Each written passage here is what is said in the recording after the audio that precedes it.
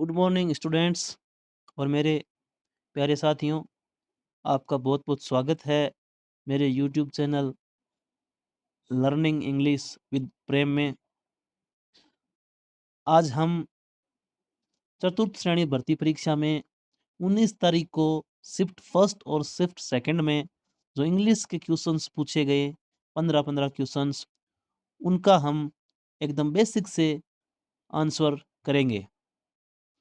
और ये क्लास उन बच्चों के लिए बहुत फ़ायदेमंद होगी जो इंग्लिश में थोड़े वीक है, क्योंकि मैं एकदम बेसिक से आपको इंग्लिश बताऊंगा और इसमें एकदम बेसिक क्वेश्चंस ही पूछे गए हैं।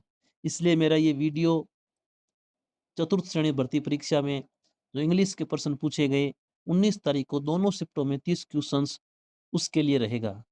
तो आप इस वीडियो को पूरा देखिए और जो स्टूडेंट्स स्कूलिंग में है, 11वीं 12वीं में पढ़ रहे हैं, 10वीं में पढ़ रहे हैं और जो तैयारी शुरू कर रहे हैं, जिनको इंग्लिश में समस्या आती है, क्योंकि आजकल हर भर्तियों में अंग्रेजी के क्वेश्चंस है वो पूछे जाते हैं, तो मैं बिल्कुल बेसिक तरीके से आपको बेस बताऊंगा। तो शुरुआत करते हैं मॉर्निंग शिफ्ट में जो क्वेश्चंस पूछे गए। सबसे पहले 81 नंबर का क्वेश्चन हम देखेंगे। Which of the following is the correct transformation of the given assertive sentence into A negative sentence. यानी हमें असर्टिव सेंटेंस से नेगेटिव सेंटेंस में वाक्य को बदलना है। हमें एक वाक्य दिया हुआ है, I am happy with what I am earning now. तो सबसे पहले आप इस वाक्य की हिंदी बनाइए कि मैं खुश हूँ, संतुष्ट हूँ, जिससे जो मैं कमा रहा हूँ उससे मैं संतुष्ट हूँ। तो आप इसकी नेगेटिव सोचिए कि मैं खुश नहीं हूँ जो मैं कमा रहा हूँ उससे। तो I am happy, I am not earning now. मैं खुश हूँ कि मैं नहीं कमा रहा हूँ, ये नहीं होगा। बी ऑप्शन देखेंगे, I am not happy that I am not earning now. तो दोनों जगह नोट आ गया कि मैं खुश नहीं हूं, कमा भी नहीं रहा हूं, ये गलत हो गया।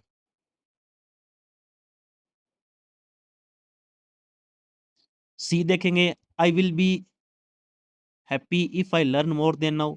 ये तो बिल्कुल ही वाक्य को चेंज कर दिया, यानी टेंस को चेंज नहीं करना है। टेंस को हमें चेंज नहीं करना है, सिर्फ नोट लगाना है, और नोट हमेशा सेंटेंस में तीसरे स्थान पर आता है। डी देखेंगे, आई एम नॉट हैप्पी, इसमें नोट तीसरे स्थान पर भी दिया हुआ है और वाक्य का टेंस भी चेंज नहीं हुआ है। आई एम है तो इसमें भी एम ही रहना चाहिए, हमें टेंस चेंज करने के लिए नहीं बोला है, हमें सिर्फ सकारात्मक वाक्य से नकारात्मक वाक्य करने के लिए बोला है। तो हमारा इसमें आंसर हो जाएगा डी। फिर 82 नंबर क्वेश्चन देखेंगे। Choose the most appropriate Hindi word for the word memo. Memo शब्द का आपको हिंदी में जो अर्थ होता है वो बताना है। कई बार ये प्रश्न परीक्षाओं में पूछा गया है। जब मैं तैयारी किया करता था तो मेरे सामने ये प्रश्न कई बार आया है। मेमो यानी कि ज्ञापन, सी इसका आंसर हो जाएगा। उसके बाद में अगला question, choose the most appropriate option to translate the given sentence from English to Hindi. जो वाक्य हमें ऊपर इंग्लिश में दिया हुआ है उसकी हमें हिंदी करनी है, बस इतना सा क्वेश्चन है। 3 आर्म्ड मैन यानी 3 हथियारबंद आदमी barged into the manager's cabin. Barged into यानी जबरदस्ती घुसना, द मैनेजर्स केबिन। 3 हथियारबंद आदमी मैनेजर के कार्य कक्ष में जबरदस्ती घुस गए। अब देखो ए ऑप्शन, 3 हथियारबंद आदमी मैनेजर के कार्य कक्ष में आते थे।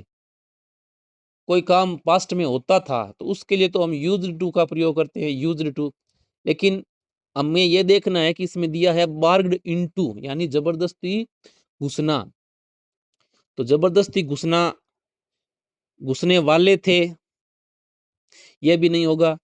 घुस गए, सेकंड फॉर्म दिए ना मैन बार्ग्ड, तो घुस गए, इसका आंसर हो जाएगा सी। उसके बाद में 84, choose the most appropriate option to convert the given sentence from direct speech to indirect speech, यानी कि हमें डायरेक्ट स्पीच से इनडायरेक्ट स्पीच में चेंज करना है। ही asked what were you reading yesterday night. देखो, हमें छोटी छोटी चीजों को, जो कॉमन चीजें होती है उनको पकड़ना है। हमें चाहे पूरा कॉन्सेप्ट हमें नहीं आता हो, फिर भी हम क्वेश्चन आराम से सही कर सकते हैं। हमें एक दो चीजों को पकड़ना होता है। पहले तो ये यस्टरडे नाइट है, ये इसने गलत दिया। यस्टर नाइट हो सकता है या लास्ट नाइट हो सकता है, यस्टरडे नाइट है होता नहीं है। अब देखो, इसका इनडायरेक्ट स्पीच हम बनाएंगे। He asked what I had been. अब पहले तो ये सोचो कि इसमें टेंस चेंज कैसे होता है। इसमें were you, was were plus verb की फर्स्ट फॉर्म के साथ आईएनजी किस टेंस में आता है? पास्ट कॉन्टिन्यूस में। तो पास्ट कॉन्टिन्यूस है तो हमें पता है कि पास्ट कॉन्टिन्यूस का इनडायरेक्ट स्पीच में पास्ट परफेक्ट होता है, यानी कि हैड होगा, ना कि हैव बीन होगा। तो हैव बीन वाला कट हो गया, बचा कौन सा? Had been. उसके बाद में यस्टरडे नाइट का होगा the previous night. The previous night है वो चारों में दिया हुआ है, लेकिन टेंस चेंज जब करेंगे तो इसमें हैव बीन नहीं आएगा, हैड बीन आएगा। तो 84 नंबर प्रश्न का ए ऑप्शन है आंसर हो जाएगा। नेक्स्ट क्वेश्चन हम देखेंगे 85। Choose the most appropriate English translation of the given sentence from the options provided. यानी कि आपको नीचे जो ऑप्शंस दिए गए हैं और ऊपर एक हिंदी का वाक्य दिया हुआ है, आपको इंग्लिश में उसे चेंज करना है। मेरे विचार से तुम्हें यहाँ जल्द से जल्द आ जाना चाहिए। चाहिए के लिए हम हमेशा शुड मॉडल का प्रयोग करते हैं। तो इसमें हम देखेंगे शुड कहाँ पर है। पहले में शुड नहीं है, कट हो गया। दूसरे में शुड दिया हुआ है, तीसरे में शुड नहीं है, चौथे में शुड नहीं है। और E option question not attempted के लिए आपको भरना होता है। तो इसमें बी वाला सही हो जाएगा। यानी कि आपको छोटी छोटी चीजें पता है, आपको ये पता है कि चाहिए के लिए शुड का प्रयोग होता है, तो आपका ये क्वेश्चन सही हो गया। यानी आजकल जो प्रश्न पूछे जाते हैं वो रटाफिकेशन के नहीं। आपका जो पेपर लेने वाला जो अधिकारी है, आपका कॉमन सेंस आपका चेक करता है कि आपको कितना नॉलेज है, आपका बेसिक जो नॉलेज है वो तैयार नहीं है या फिर नहीं है। तो मेरी जो भी क्लासें रहेगी आपको इंग्लिश के बेसिक नॉलेज से संबंधित रहेगी। तो आप जरूर मेरे वीडियोस को देखिए, मुझे सपोर्ट कीजिए। 86 नंबर क्वेश्चन हम देखेंगे। इसमें हमें ये कन्फ्यूजिएबल जो वर्ड होते हैं, डियर और डियर, कि you may play with my pet यानी मेरे पालतू। पालतू के लिए डियर एक तो भालू होता है और एक प्रिय होता है। तो my pet dear, DEER dear. और दूसरे में DEAR, कि you may play with my pet dear, कि तुम मेरे पालतू हिरण के साथ खेल सकते हो। लेकिन माई डियर बॉय, लेकिन मेरे प्रिय बच्चे, do not cause any harm to it, लेकिन इसको कुछ भी नुकसान मत पहुंचाना। तो पहले ब्लैंक में होगा DEER और दूसरे में DEAR। आंसर हो जाएगा इसका सी। ये क्वेश्चन बहुत ही सरल क्वेश्चन है। 19 तारीख को जो दोनों शिफ्टों में जो पेपर हुआ है उसमें इंग्लिश के क्वेश्चंस बहुत ज्यादा सरल आए हैं। खास करके पहली शिफ्ट में आपको 15 में से 15 सही करने चाहिए थे। जिसने थोड़ी बहुत तैयारी कर रखी है, जिसने नहीं पढ़ रखा है, नहीं तैयारी की है, उसकी तो बात ही अलग है। 87 नंबर क्वेश्चन हम देखेंगे। इसमें आपको डिटरमिनर भरना है। डिटरमिनर देखो, adults now how to conduct themselves in public places. Adults यानी जो जवान व्यक्ति है, वयस्क लोग हैं, तो वो जानते हैं कि हाउ टू कंडक्ट यानी कैसा व्यवहार करें, कैसा आचरण करें। देम सेल्वेज इन पब्लिक प्लेसेस यानी जहां पर ज्यादा लोग हो, पब्लिक प्लेसेस में हम कैसा व्यवहार करें, ये वयस्क लोग जानते हैं। तो मच तो अनकाउंटेबल के लिए आता है, जिन चीजों को हम ना गिन सके। तो मच तो यहाँ पर आएगा नहीं, क्योंकि एडल्ट्स यानी वयस्क लोग, उनको गिना जा सकता है। आगे देखो, the few adults, the few यानी कि जितने हैं उतने सारे। तो जितने हैं उतने सारे तो जानते नहीं है कि कैसा व्यवहार किया जाए।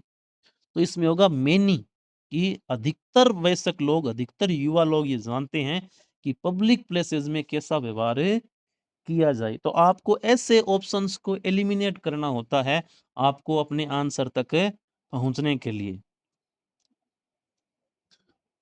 उसके बाद में 88,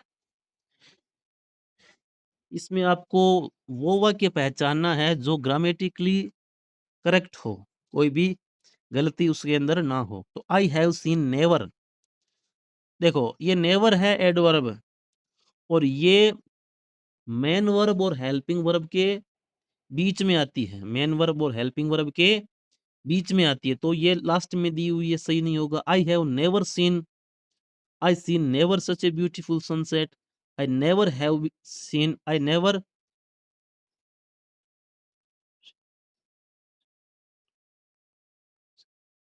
I have never seen, have है हेल्पिंग वर्ब और सीन है मेन वर्ब, तो इसके बीच में आएगा नेवर, बी ऑप्शन इसका सही होगा। I have never seen such a beautiful sunset, कि मैंने ऐसा सनसेट आज तक इतना सुंदर नहीं देखा।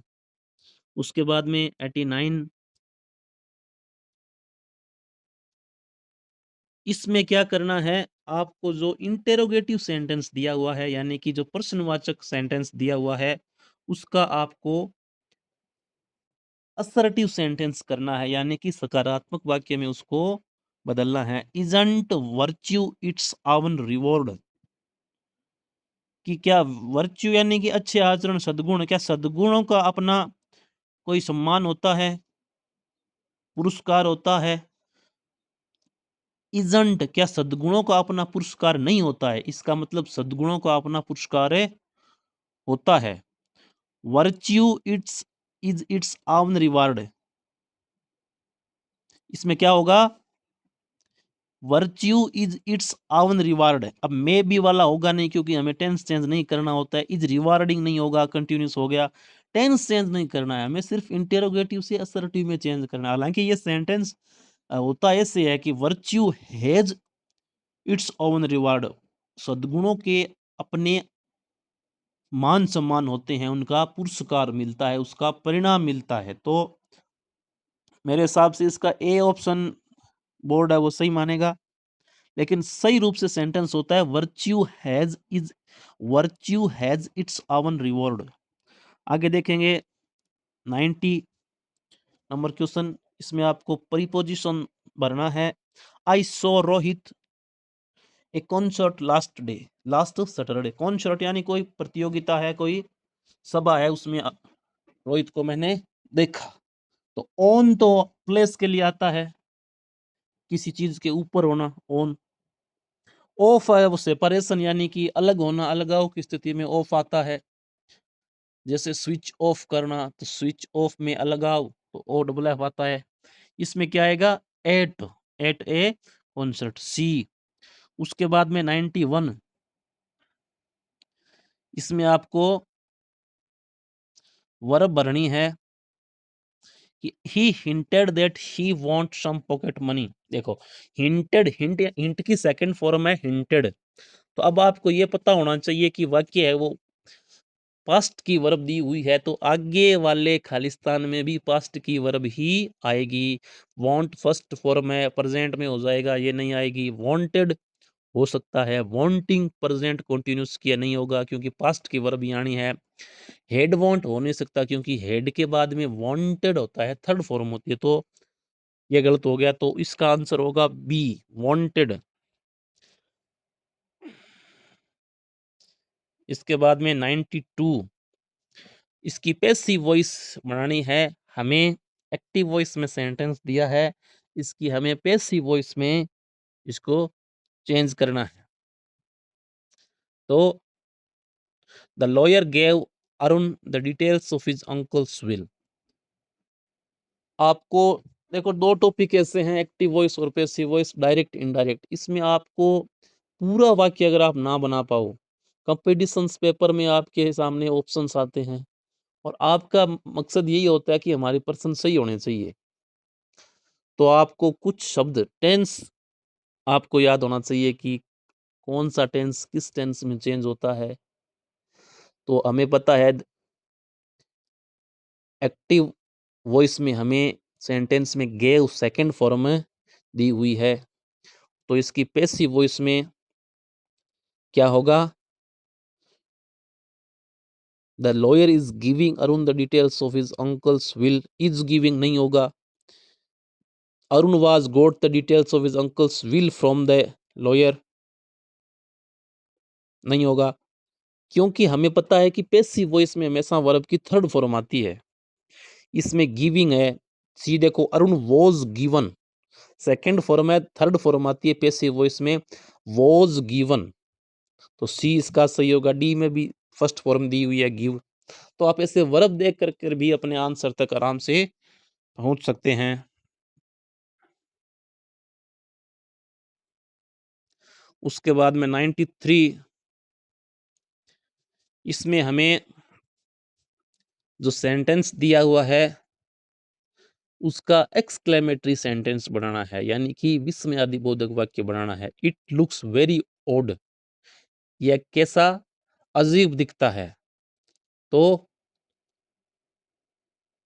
हाउ ओड यानी वेरी हो, सेंटेंस में वेरी हो तो उसका एक्सक्लेमेटरी हम जब बनाते हैं तो हाउ से शुरुआत करते हैं कि हाउ ओड इट्स लुक, कितना ये अलग दिखता है। उसके बाद में 94, पंक्चुएशन बनाना है हमें। पंक्चुएशन यानी पंक्चुएशन मार्क्स जो होते हैं, जब कहाँ पर कोलन, कहाँ पर comma, semi colon, full stop लगेगा। तो नारायण सिंह माय कोच, यानी नारायण सिंह जो है वो कोच है। तो नारायण सिंह, उसके बाद में आप इसमें सेमी कोलन दिया हुआ है, ये नहीं होगा। नारायण सिंह ही है जो कोच है, तो Narayan Singh comma my coach, D option सही होगा, क्योंकि नारायण सिंह ही कोच है। तो नारायण सिंह फिर comma my coach comma will teach me new football techniques. समझ गए? उसके बाद में 95, इसमें हमें आर्टिकल भरना है। देखो, air pollution is serious problem, वायु प्रदूषण एक गंभीर समस्या दिल्ली में इन दिनों बन गई है। तो serious problem, a serious problem, एक गंभीर समस्या। एन तो आना नहीं है, क्योंकि सीरियस सै से शुरू होता है और सै साउंड है वो कॉन्सोनेंट साउंड है, न कि वोवल साउंड। तो वोवल साउंड जब हो तो आर्टिकल एन लगता है, और कॉन्सोनेंट साउंड जब हो, व्यंजन ध्वनि हो, सै की व्यंजन ध्वनि है, तो आर्टिकल ए लगेगा। तो डी इसका आंसर हो जाएगा। तो इतने क्वेश्चंस, ये 15 क्वेश्चंस थे जो हमने पहली शिफ्ट में जो इंग्लिश के क्वेश्चंस पूछे गए उनका मैंने आपको आंसर बताया। तो सारे के सारे प्रश्न बिल्कुल सरल थे। जिन्होंने थोड़ी बहुत भी तैयारी करी, छोटी क्लासों में जिन्होंने पढ़ाई करी, इंग्लिश में ध्यान दिया, उसके बाद में 5-6 महीने तैयारी करी, तो उनके सारे क्वेश्चन सही होने चाहिए थे। धन्यवाद।